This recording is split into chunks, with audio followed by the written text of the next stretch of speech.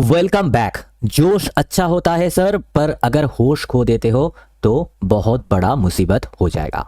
ऐसा ही निफ्टी पे आजकल दिख रहा है कि जोश पे होश खोता हुआ रिटेलर लोग कहीं भी पोजीशन बनाना शुरू कर दिया है और वो सोच रहा है कि ये जो मूव आ रहा है निफ्टी पे, वो मूव फिर से एक बड़ा अप ट्रेंड पे जाएगा और उसको माला माल प्रॉफिट मिलेगा। मैं इंडिया पे बेट लगाना सही समझता हूँ, क्योंकि इंडिया के अंदर वो पोटेंशियल ज़रूर के ज़रूर है कि वो एक मैन्युफैक्चरिंग हब बन जाए और चाइना को भी टक्कर दे दे।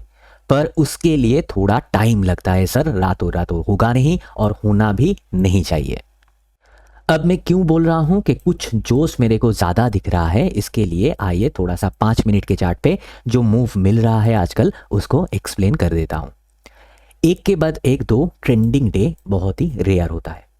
ज़्यादातर क्या होता है, एक ट्रेंडिंग मूव के बाद थोड़ा सा कंसोलिडेशन या तो करेक्शन के बाद अगर मार्केट ऊपर जाता है तो जो भी बाइंग का एंट्री मिलता है वो एंट्री आप भरोसा करके ले सकते हो, क्योंकि जो जोन बनता है वो जोन आपको सपोर्ट प्रोवाइड करता है और उस सपोर्ट के ऊपर भरोसा करते हुए मार्केट अच्छा खासा ऊपर जाएगा, ऐसा आप पकड़ के चल सकते हो।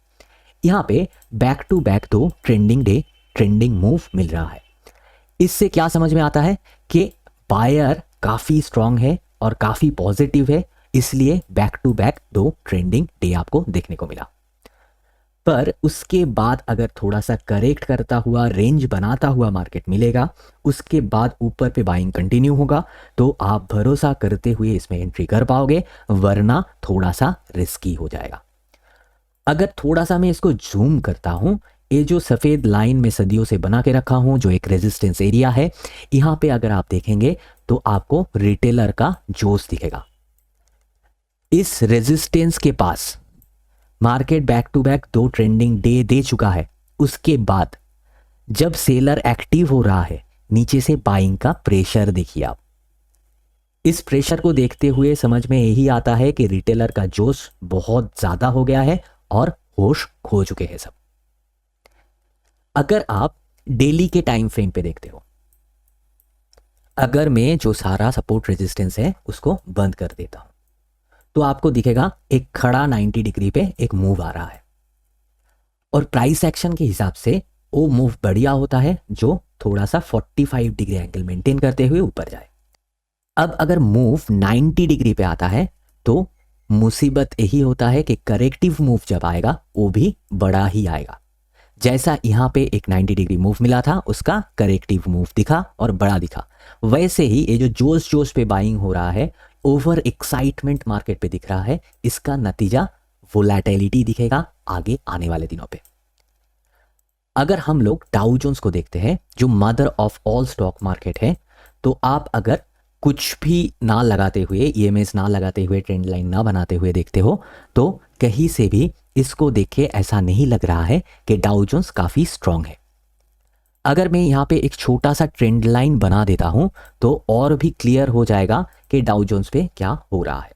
चलिए, ट्रेंड लाइन में पहले से बना के रखा था, वो एक्टिव हो गया। अब अगर आप डाउ जोन्स को देखते हो तो आप देखोगे कि इस ट्रेंड लाइन का ब्रेकडाउन हुआ, उसके बाद टैरिफ में पॉज लगा तो अच्छा खासा बाइंग आया। अब एग्जैक्टली उस ट्रेंड लाइन को रिटेस्ट करता हुआ डाउ जोन्स नीचे गिरता हुआ आपको दिख रहा है। आगे चल के डाउ जोन्स कैसा मूव दिखा सकता है? सिंपल मूव अगर दिखाएगा तो एक लोअर हाई है, उसके बाद एक लोअर लो लगेगा, फिर लोअर हाई, लोअर लो, लोअर हाई, लोअर लो, यानी डाउन ट्रेंड दिखा रहा है। और एक प्रोबेबिलिटी है, वो क्या है कि यहाँ पे थोड़ा सा साइडवेज बन जाए और एक जोन बना दे। अगर डाउ जोन्स इस एरिया पे जोन बनाता है तो खतरनाक है। अगर एक के बाद एक लोस बनाते हुए नीचे आता है तब अच्छा होगा ट्रेडर के लिए, क्योंकि अगर यहाँ पे डाउ जोन्स जोन बनाता है तो इस जोन के अंदर आप बाइंग करोगे, नीचे आएगा, स्टॉप लॉस हिट होगा, आप सेल करोगे, ऊपर जाएगा, स्टॉप लॉस हिट होगा। और इस चक्कर पे डाउ जोन्स पे जो लोग ट्रेड करता है उनका स्टॉप लॉस हिट होगा और बहुत सारा होगा। चलिए अब थोड़ा सा हिस्ट्री पे चल के देखते हैं और समझते हैं कि क्या हो सकता है, ऐसा कंडीशन पे डाउ जोन्स किस तरह का मूव दिखा सकता है। 2008 का करेक्शन है, यहाँ पे अगर आप देखते हो तो आप डाउ जोन्स को एक जोन बनाते हुए देखोगे। इसको मैं थोड़ा सा बड़ा कर देता हूं ताकि आप लोगों को समझने में दिक्कत ना हो। यहाँ पे क्या हुआ, एक जोन बना, जोन के अंदर ट्रेड हुआ, उसके बाद जोन का ब्रेकआउट हुआ, डबल टॉप बनाते हुए ट्रेंड लाइन को रिटेस्ट करते हुए फेलियर के बाद एक बड़ा सा डाउन मूव स्टार्ट हुआ, जिसको हम लोग 2008 का करेक्शन बोल के जानते हैं। अब ऐसे ही अगर आज का प्राइस एक्शन आप देखते हो, फिलहाल का प्राइस एक्शन देखते हो, तो थोड़ा सा अर्ली है, पर पॉसिबल है कि यहाँ पे ऐसा ही एक जोन बनाते हुए मार्केट फिर से एक डिप दिखाए डाउ जोन्स, क्योंकि ट्रेड ओवर पॉज लगा है 90 डेज के लिए, खत्म नहीं हुआ है। चाइना के साथ ट्रेड ओवर अभी भी चालू है। चलिए अब निफ्टी को देख लेते हैं और थोड़ा सा मैं सपोर्ट रेजिस्टेंस को ऑफ करता हूं। जनरल प्राइस एक्शन जो सिंपल आप देख सकते हो, उसमें आपको कुछ लोज बनता हुआ यहाँ पे दिख रहा है। इसको बोला जाता है लोअर लोज। जब भी मार्केट डाउन ट्रेंड पे होता है, एक लोअर वाला लो बनाते हुए मार्केट ऊपर से नीचे आता है। उसके साथ साथ आपको दिखेगा कि यहाँ पे जो हाईज बन रहा है वो प्रीवियस हाई के नीचे है, यानी लोअर हाईज बनता हुआ। यहाँ पे क्या हुआ एग्जैक्टली, एक हायर हाई ऑलरेडी बन चुका है, नीचे से रिकवरी आया, एक लोअर लो था, ये भी इस लो के नीचे था। उसके बाद ये जो हाई था प्रीवियस वाला, उसको ब्रेक कर चुका है। अगर मार्केट को अभी ऊपर जाना है तो यहाँ पे नीचे आके एक हायर वाला लो बनाना है, जो लो प्रीवियस लो के ऊपर बने। उसके बाद अगर बायर एक्टिव होता है और इस हाई को ब्रेक कर देता है तो आगे चलते हुए हायर हाई का फॉर्मेशन होना मुमकिन है। पर जो जोश में बाइंग हो रहा है 90 डिग्री पे, जब यहाँ पे ये जो हायर लो है बनने को आएगा, तब आप यहाँ पे एक बढ़िया करेक्शन होते हुए देखोगे, क्योंकि मार्केट जब ऊपर गया गैप छोड़ता हुआ गया है, उसके ऊपर 90 डिग्री पे सीधा ऊपर जा रहा है, जो जनरली नहीं टिकेगा। जब ऐसा मार्केट पे जोश आता है तो मार्केट वोलाटाइल हो जाता है और पैथेटिक हो जाता है। जैसा कि आप यहाँ पे देख सकते हो, पहले भी जोश दिखा गया था। उसके बाद आपको ज़रूर याद होगा ये वाला फेज जहाँ पे बहुत वोलाटिलिटी दिखा था, और ये वाला इलेक्शन डे जहाँ पे बहुत बड़ा गिरावट भी दिखा था। फिर वोलाटिलिटी देखिए, मार्केट फिर ऊपर चला गया।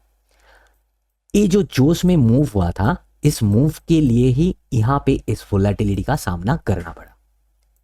और भी अगर हम लोग पीछे जाएंगे, हिस्टोरिकल चार्ट को देखेंगे, तो और भी क्लियरली समझ में आएगा कि निफ्टी पे क्या होता हुआ आया है और आगे चल के क्या हो सकता है। अगर आप इस एरिया को देखते हो, मैं थोड़ा सा आई को ऑन कर देता हूं ताकि मार्किंग दिख। अब अगर इस एरिया को आप देखेंगे तो यहाँ पे क्या हुआ था, जोश पे बाइंग हुआ था, गैप छोड़ता हुआ मार्केट पूरा जोश के साथ ऊपर गया था। और ये जो करेक्टिव एरिया है, कंसोलिडेशन है, ये कंसोलिडेशन 1993 से 2003 लगभग 10 साल लग गया मार्केट पे, कोई प्रॉफिट नहीं बना। जहां पे था घूम के बार बार उसी जगह पर आया, फिर ऊपर गया, फिर नीचे आया, फिर फाइनली जाके ब्रेकआउट मिला। जो भी रिटेलर इस टाइम पे पोर्टफोलियो बना के बैठा था, उनका प्रॉफिट तो छोड़िए, 10 साल, लगभग 10 साल उसको बैठे रहना पड़ा जीरो प्रॉफिट पे। और ये क्यों हुआ? क्योंकि यहाँ पे जोश पे बाइंग हुआ था। चलिए, इतना बड़ा साइडवेज ना हो तो बेहतर है, और होना भी नहीं चाहिए आज के दिन पे।